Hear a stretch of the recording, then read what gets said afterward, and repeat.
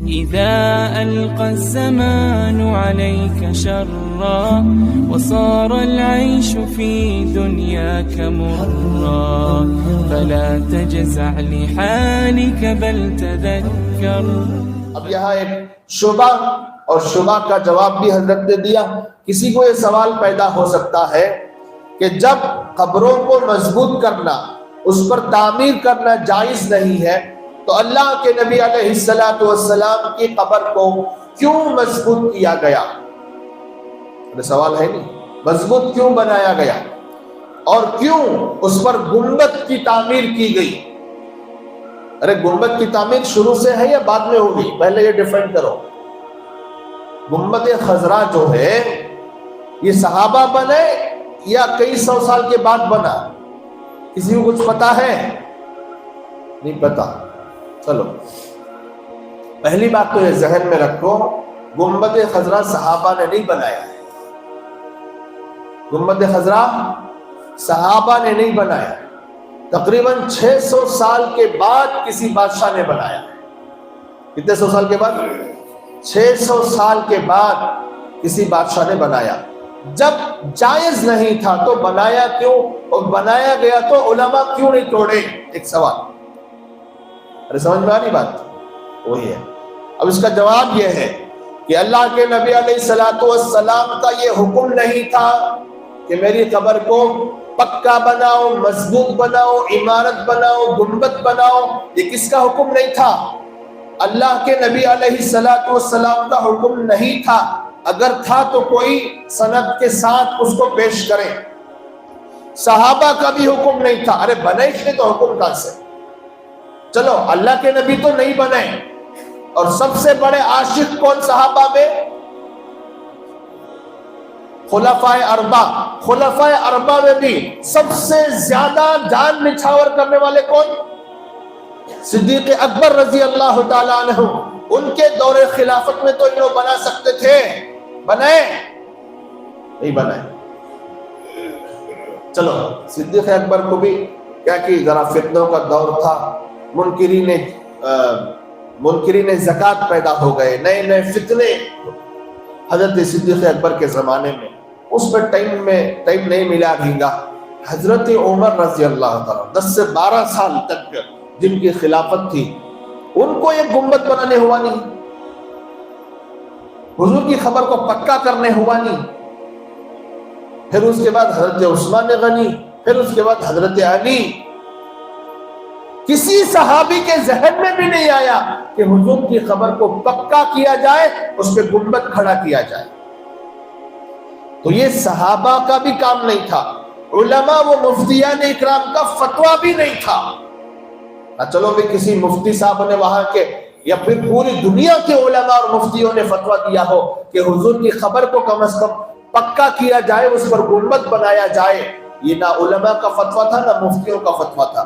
اکابرین اس سے راضی نہیں تھے. آپ صلی اللہ علیہ وسلم نے تو اپنی تعلیمات میں اس سے منع کیا. آج بھی جو آپ حدیثیں پڑھیں گے، بخاری کی، مسلم کی، ابو داؤد کی، ترمذی کی، ابن ماجہ کی، نسائی کی، موطا امام مالک کی، موطا امام محمد کی، طحاوی شریف کی، جس کسی کتاب میں آپ پڑھیں گے تو آپ کو خبر کو پکا بنانے اور گنبد بنانے سے منع ہی ملے گی، اجازت نہیں ملے گی،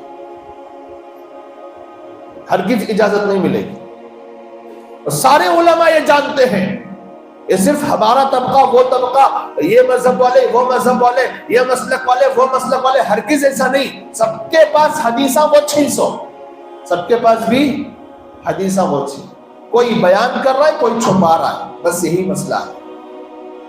کوئی بیان کر رہا ہے، کوئی چھپا رہا ہے. چلے، جب حضور کی تعلیم نہیں، نہ صحابہ کی تعلیم اور نہ اکابر کے فتوے اور نہ اس پر راضی، حالانکہ آپ صلی اللہ علیہ وسلم نے تو اپنی تعلیمات میں اس سے منع کیا، مگر بعد کے کچھ جاہل بادشاہوں نے نبی پاک صلی اللہ علیہ وسلم کی قبر کو مضبوط اور پختہ کیا اور گنبد بنا دی.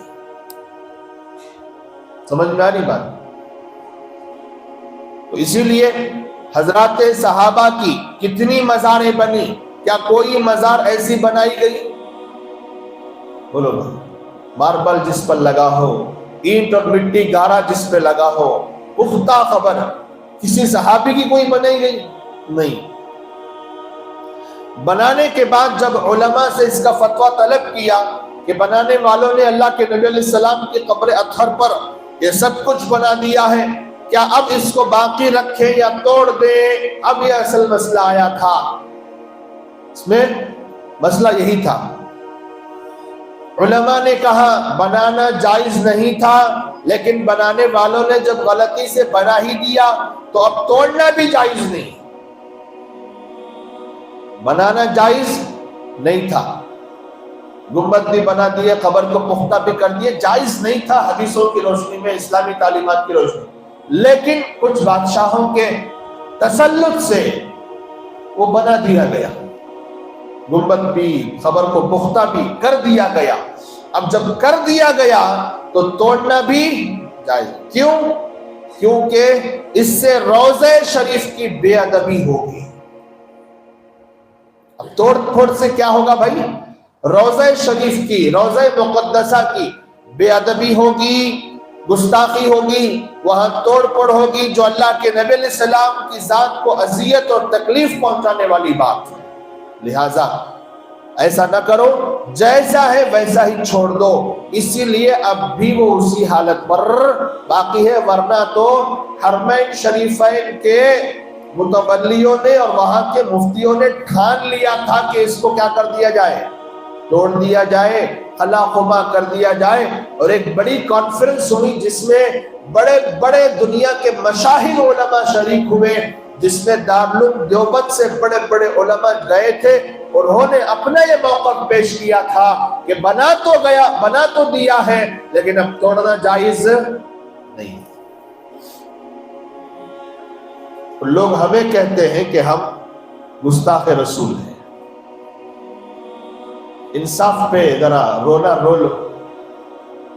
آج ہم پہ الزام لگتا ہے کہ ہم کیا ہیں؟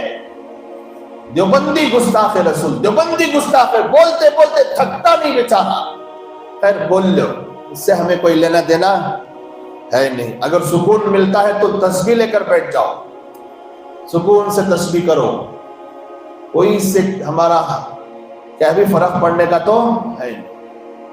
کسی کی بات نہیں مانی گئی، کانفرنس کے ریکارڈز موجود ہیں، علماء دیوبند نے جو دلائل پیش کیے اسی پہ فیصلہ ہوا کہ اس گنبد کو اب نہیں گرایا جائے گا، ورنہ تو حدیثیں ان کے پاس موجود تھی، بخاری کی روایتیں ان کے پاس موجود تھی، جس کی بنا پر یہ فیصلہ کر چکے تھے کہ یہ گنبد جو بنایا گیا ہے وہ حدیث رسول کے خلاف ہے۔ بچایا کس نے تھا؟ علماء دیوبند نے بچایا تھا، جس پہ تمہیں ناز ہے۔ واہ، ارے بات سمجھ میں آ رہی ہے؟ تو گستاخ بھی کسے کہا جا رہا؟ علماء دیوبند۔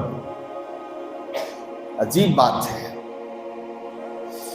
مجھے میں جب تقابلی مطالعہ کر رہا تھا زمانے طالب علمی میں، تقابلی مطالعہ سمجھتے ہیں، یہ جو جھگڑے کرتے ہیں آپس میں، یہ دیوبندی یا بریلوی یا اہل حدیث یا جماعت اسلامی، تو میں دیوبندیت پر باقی رہنے کے لیے تقابلی مطالعہ کر کے باقی ہوا ہوں، ورنہ تو میں ہوتا تو اہل حدیث ہوتا۔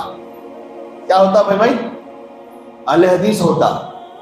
اگر ہوں دیوبندی تو کچھ تو بات ہے، کچھ تو بات ہے۔